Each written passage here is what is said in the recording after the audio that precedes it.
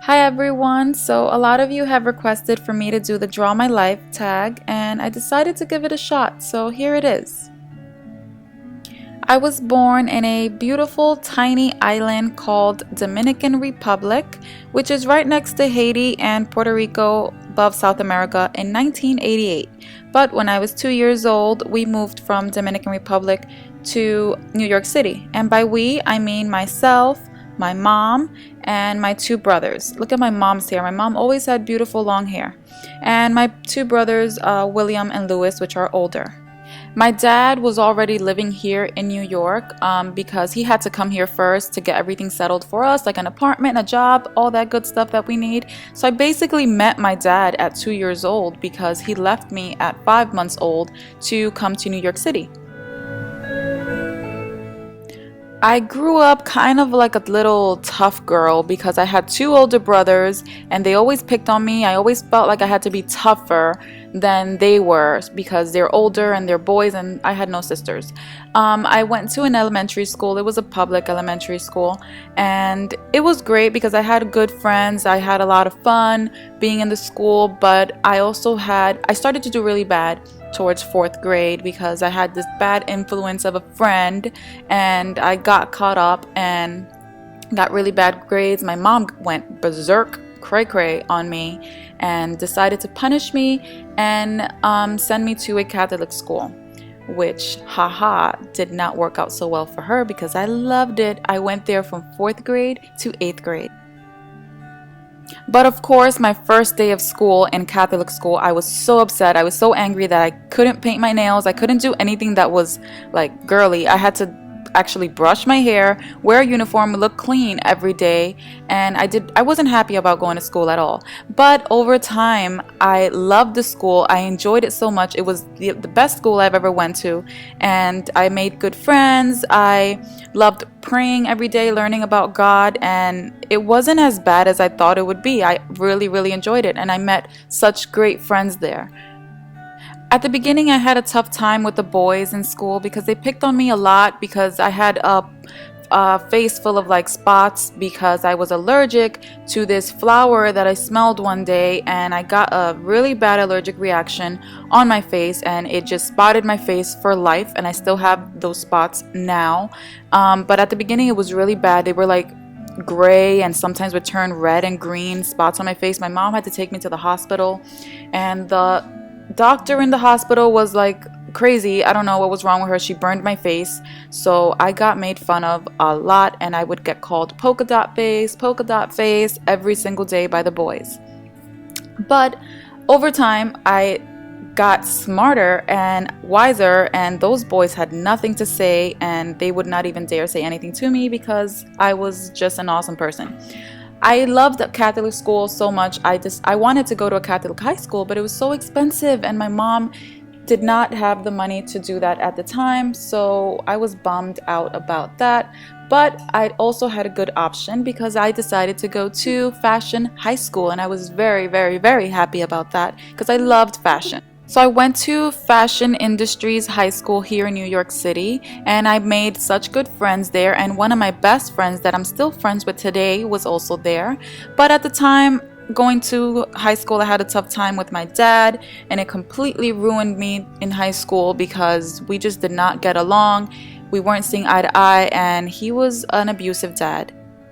As time went on, things got better because I became tougher and I spoke up on the things I knew was right. And, all of those things helped me out because now I can express that and I wasn't afraid to express it to him, although it may have turned out bad. But at the age of 16, it got so bad to a point where I had to lock myself in the bathroom and try and call 911 and everyone was just like knocking on the bathroom door.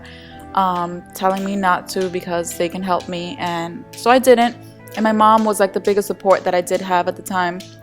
So my mom helped me out so much. She was the best to me and she felt so bad and she apologized and everything turned out very, very well for me after that because he never did it again as she promised that it never would. And although my father is still interested in the same things and it's still the same man, constantly cheats on my mom, and wasn't a good man to her or to me, didn't have a good example as a dad to me. And all he did was basically try and make my brothers famous by playing baseball and scouting them all over the world and traveling with them. That's basically all he cared about. But all of that made me who I am today, so I'm okay with that. My life at home did mess me up in high school a bit. Towards the end of high school, I started off doing very well, but towards the end of high school, started doing bad. And my problems at home led to bad grades, and I then went on to lose interest in school and just shopped every single day with my friends instead of going to school. But all that led me to have to say goodbye to my high school that I really wanted to do well in, but in order for me to graduate on time and do things that were good for my life, I had to say goodbye and go to an alternative school. I started to make everything up in school. I studied, I made up all the classes that I have missed. This way I can just get over with everything and do well, get good grades, and, potentially go to college. And although I was very sad that a lot of my friends did go to prom and graduation and had a proper cap and gown and all that stuff, I just had a piece of paper handed to me with my diploma, which, wasn't that bad because that's really what I was going for. So I did miss out on a lot of the fun things in high school, but it was okay. I got my diploma and I was happy with that, and I was able to go to college later on. But that was most important to me, just getting my diploma. I didn't go to college right away. I instead decided to apply for a job at Abercrombie & Fitch, and I did get the job, and I was working there for quite a while. I was working there as a brand rep / model, and I was working there, and one day I was asked to help out train a few of the new models that were coming in, and luckily I got to train this really awesome guy that I met, and his name was Manny, and he was just the most gorgeous man that I've ever seen in my entire life, and super sweet and just such a gentleman and respectful, all the good things that you wouldn't even think you could find in a man these days, and that's what he was. And he was just so cool. And what he used to do was just take pictures with the customers that would come in, and he was the shirtless guy that you would see at the front door in Abercrombie & Fitch in 5th Avenue. We would see each other at work every day, and although I obviously had a crush on him, we just maintained friends that would see each other at work only and just hung out, and we kind of got to know each other that way. We only saw each other at work, and that's about it for a few months. But I did have a feeling that he liked me, but I wasn't sure, and I liked him, but I never really let him know specifically, hey, or gave him any signal that I really did like him. So we were just friends, really good friends, and he was so respectful the entire time, like no other guy has ever been in my entire life. And all of that led to just us being so interested in each other. And after 4 months or more of being friends, I think it was 4 months to 6 months, something like that, his cousin got fired one day, and before he was fired, he let me know that his cousin liked me, which is Manny. And I was like, what? He does? Finally I got some validation, so then, long story short, we finally let each other know that we kind of had some interest in each other without saying the word I like you. Exchanged numbers and all of that, and went on our first date, and we fell in love. This became my first long-term relationship and my first love, and what he did for me was inspire me every single day and push me to just be a better person without even having to tell me to be a better person. He made me want to be better, and that's what made me love him even more. And although we've always talked about marriage and being together for the rest of our lives, and we've always been planning our wedding and things like that since the day we met, basically, he officially proposed to me about 2 years within our relationship. He officially proposed to me on 42nd Street, and people were yelling in the street, say no, don't do it, it's a trap. It's actually a really funny story that I don't have time to tell, but he asked me if I would marry him again, and of course, what did I say? I said yes, and of course. Actually, I didn't say yes, I just said of course.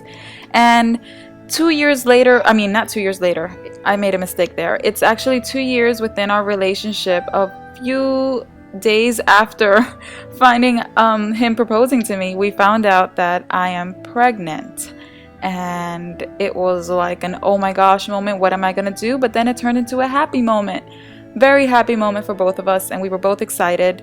Even though I've never wanted like a huge wedding, the wedding plans were off for a while because I didn't want to get married and be pregnant at the same time. I just didn't feel like that would be right at the moment, for me and for us. So we both decided that, and we love each other. We're always gonna be together, and we're gonna get married eventually. So it's not a big deal to us.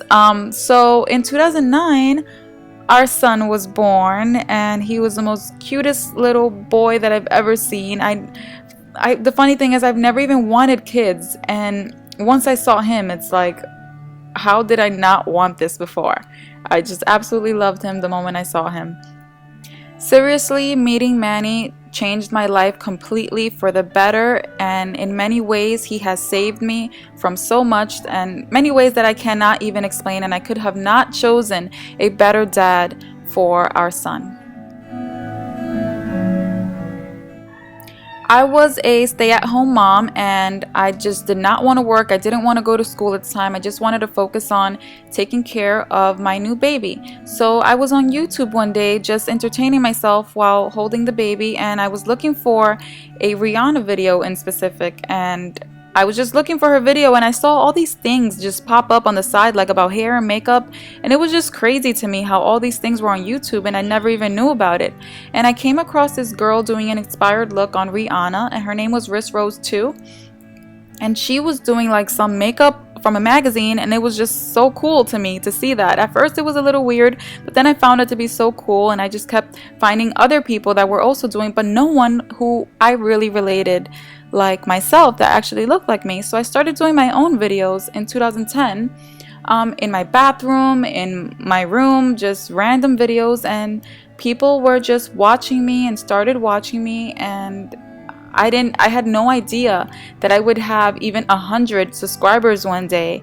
And then it led to even more, and people were requesting new videos and more videos, and I was just so grateful to have found this passion that I have now for YouTube.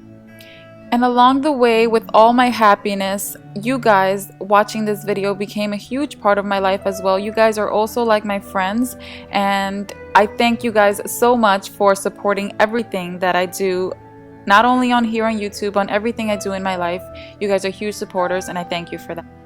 Because of all these blessings, I always find a light even on the darkest days, and it's all because of you guys and Manny and my beautiful little family.